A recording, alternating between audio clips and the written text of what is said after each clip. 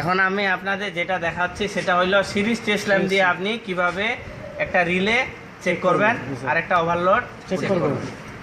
তো series test lamp তাহলে কি, এই দেখেন, ঠিক আছে না? যদি এইখান থেকে এইখানের কন্টিনিউটি দেখায়, তার মানে এটা ঠিক আছে। আর যদি না দেখায় তাহলে এটা ঠিক নেই। তাহলে দেখি দেখাচ্ছে কিনা। ঠিক আছে।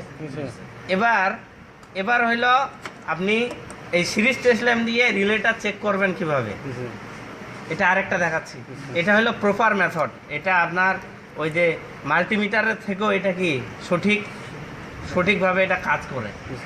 ওইটাতে অনেক সময় বোঝা যাইতেও পারে, নাও যাইতে পারে, কিন্তু এটা একদম 100% বোঝা যায়।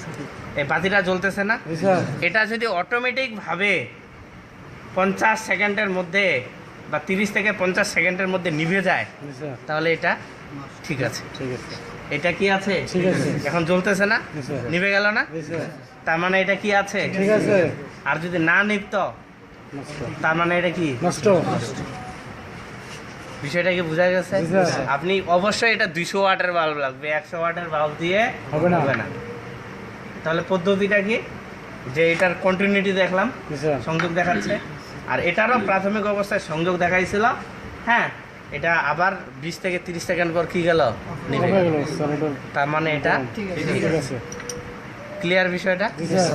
এভাবে আপনারা চেক করবেন।